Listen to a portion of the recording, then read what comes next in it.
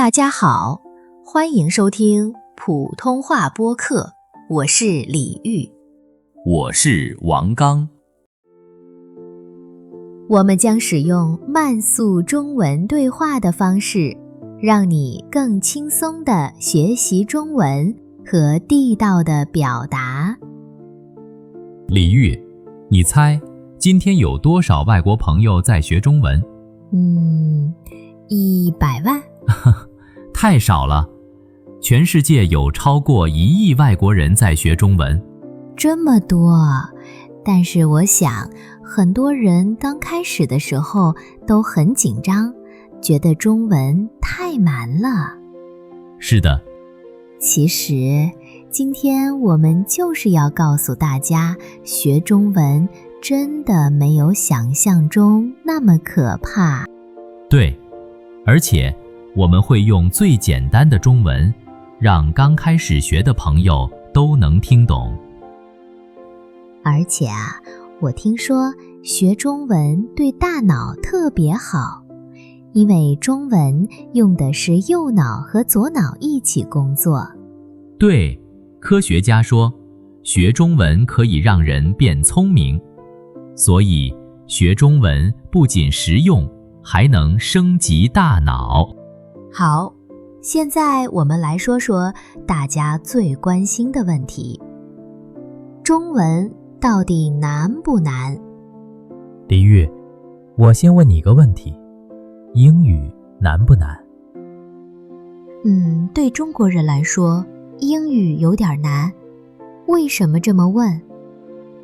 因为每个语言对不同的人来说难度都不一样。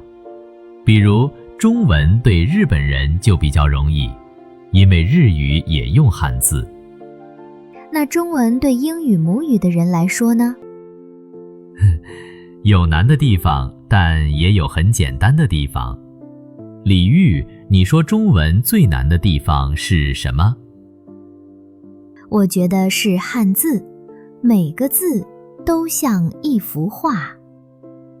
对，还有声调。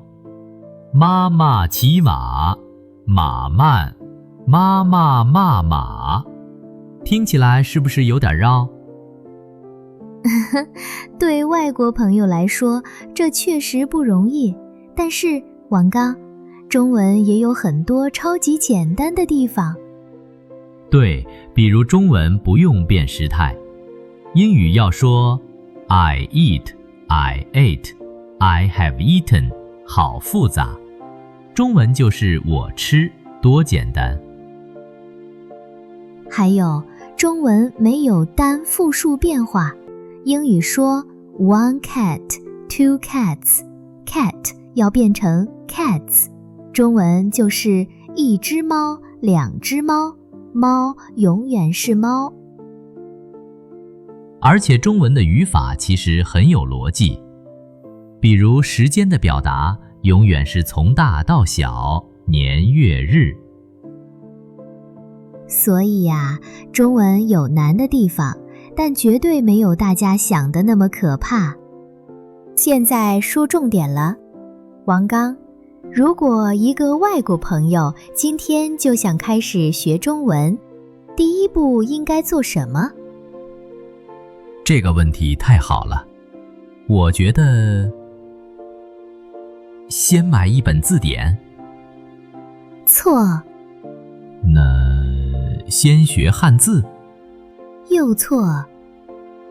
那你说，第一步是什么？第一步是问问自己，我为什么要学中文？设定目标，这个很重要。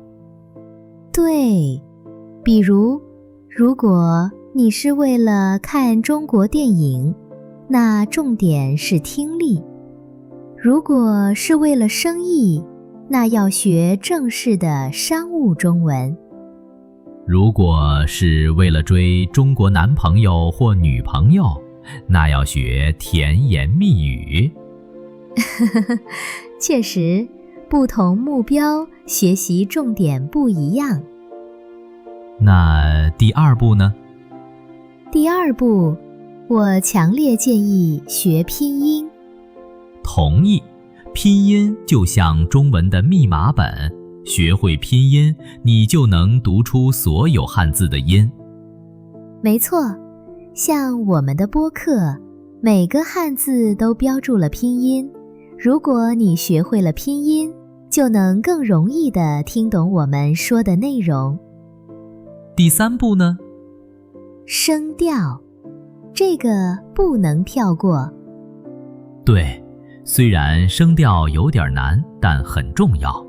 不过，我有个小秘密。什么秘密？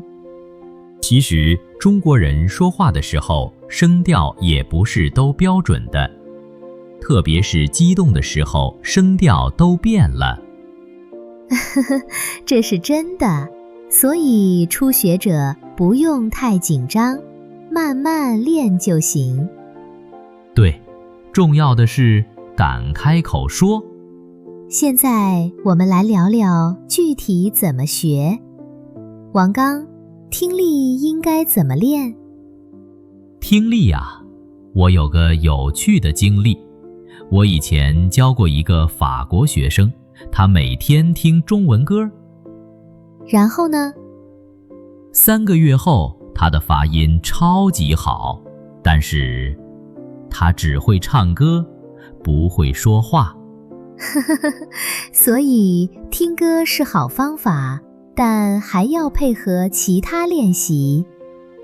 对，我建议初学者每天听一点简单的中文，可以听儿童故事，很简单，很有趣。还有中文播客，比如我们这个节目。播客语速比较慢，适合练听力。说话练习呢？很多外国朋友都说我没有中国朋友，怎么练习说话？这个问题我遇到太多了。其实一个人也可以练习说话。怎么练？对着镜子说话。我知道听起来有点傻，但很有效。还可以录音，用手机录自己说中文，然后听听看。对，还可以模仿电影里的对话，选一个简单的电影场景，跟着演员一起说。我还有个更有趣的方法，给你的宠物说中文。小猫，你好吗？你饿不饿？呵呵，宠物不会笑你发音不标准。现在网上也有很多语言交换 APP， 可以找到中国朋友练习。而且中国人一般都很友好，很愿意帮助外国朋友学中文。对。好，现在说说大家最怕的汉字。王刚，你觉得汉字真的那么可怕吗？我先给大家讲个笑话。有个美国学生问我，汉字是中国古代人发明的画画游戏吗？画画游戏，其实他说的也不完全错。很多汉字确实像画，比如人字，像不像一个人在走路？山字，像不像3座山峰？火，像不像火焰？所以学汉字的第一个秘密是把汉字当作有趣的图画。第2个秘密是什么？汉字有家族，很多汉字是亲戚关系，比如有水的汉字，江、河、海、湖都和水有关系。还有女字家族，妈、姐、妹、她。都和女性有关。学会了这个规律，记汉字就容易多了。第3个秘密，不要想着一次学会所有汉字。对，常用的汉字其实不多，学会前1000个汉字，你就能看懂80%的中文了。王刚，我们来聊聊词汇。你有什么有趣的词汇学习方法吗？